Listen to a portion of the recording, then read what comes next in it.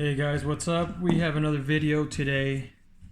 This time it is the review of the Galaxy S20 Ultra, as you can see, which I have hold in my hand at the moment. This is a super Galaxy's best flagship, and it is a cool little dude. And we're going to talk about the negatives and the positives, and I'm actually going to start giving you a overall rating on the phone as far as a scale of 1 to 10.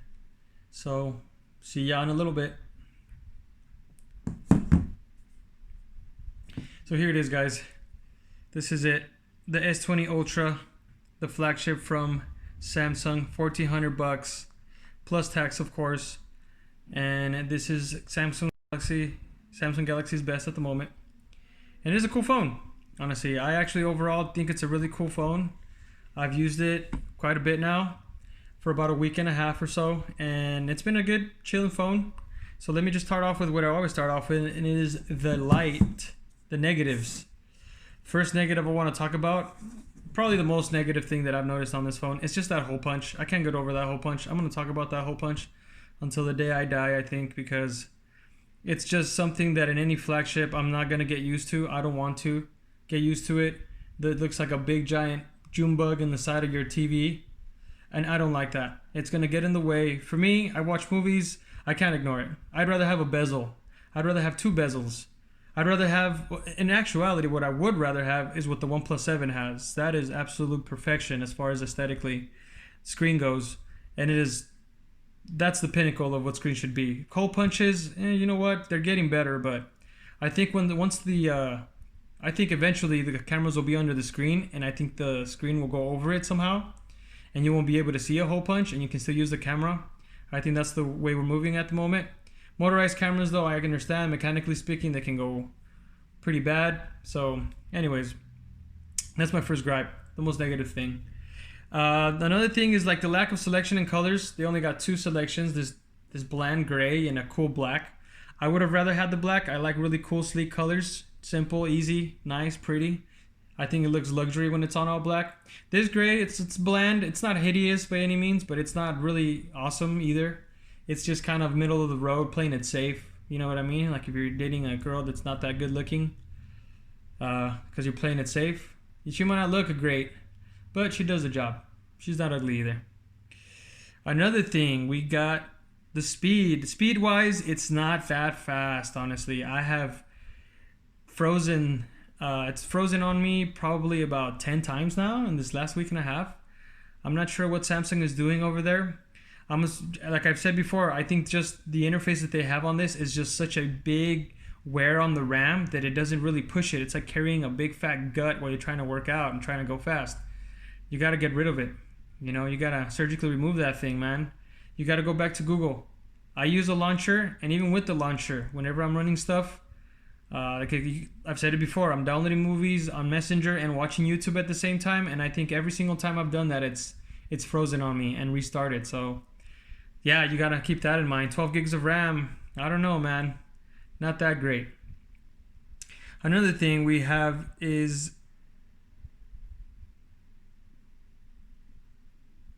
actually, I don't know. Well, let's go into the positives.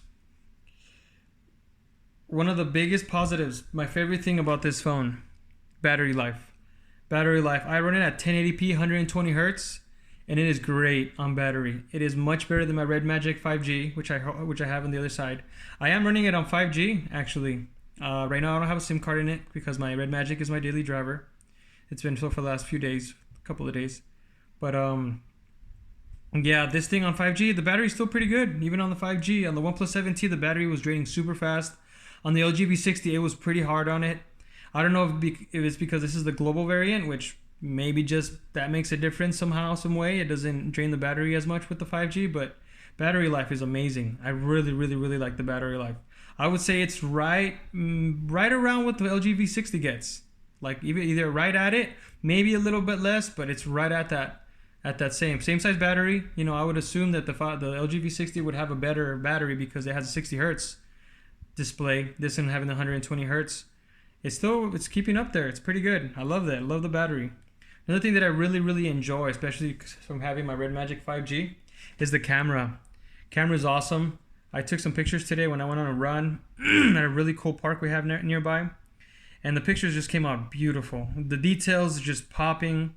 Everything looked really, really, really good. And I'm about to show you that right now as soon as I find the gallery. See, there you go.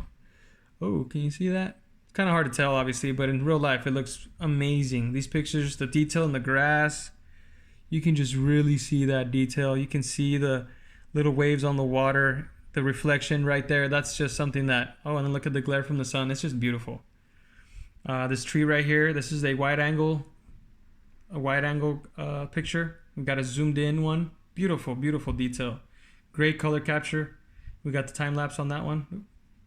My girlfriend right there. But anyways, so yeah, that's a really big plus for it. The camera, one of my favorites so far. Screen itself, besides the hole punch, I mean, everybody knows that Samsung got the best display in the business.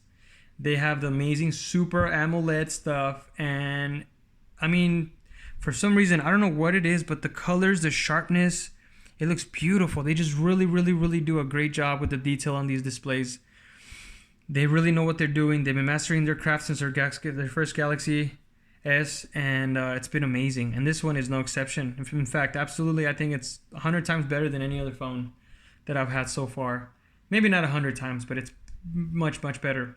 The Galaxy Note 10 Plus, I actually didn't get to enjoy it that much because as soon as I got it, I put a glass screen protector on that. And that glass screen protector had this really weird fingerprint scanner little gray spot on the glass screen protector. And it kind of just made the screen not as high quality. I can't explain it. You just have to know. And yeah, so it does have the stock screen protector. It's hard to tell. Maybe I'll turn this. You guys can kind of see right there. I don't know if you can see it, but it's a plastic one.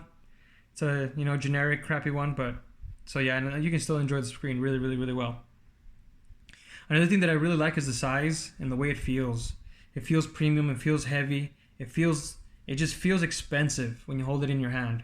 I did have this really big case back in the, when I first got it that I had to get, but now I got this really cool case. I got this thing for $10 on Amazon. Oh, was it $9? I'm sorry. $9, and I think it looks really cool. I love this clear back. Shows off the back, it just makes it look really stealthy. Has a lot of protection. It does have lips, a lip right here at the top and a lip at the bottom. Now, unfortunately, with these curved displays, there is no protection on the sides. If it lands like face down on some kind of crease, boom, it's probably gonna crack. But if it's landing on a flat surface like this, it'll be fine because the screen lips will catch it. So yeah, I really, really like the way it looks. The size of it, it's not too big.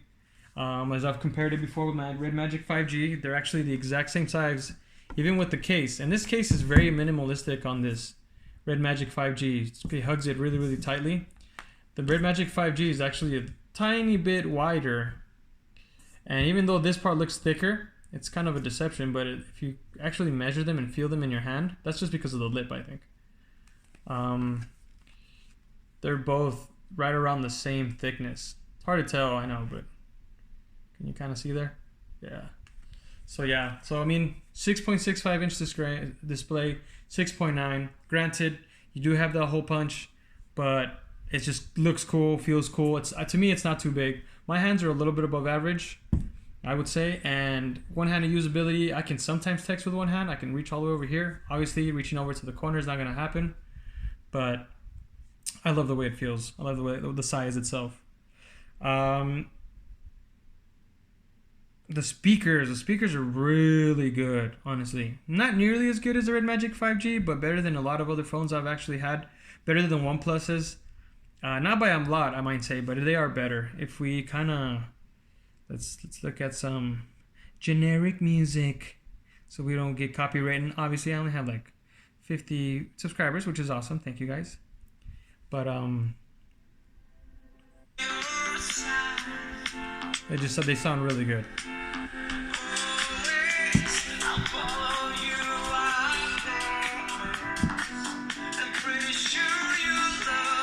That's a good song. They just sound incredible.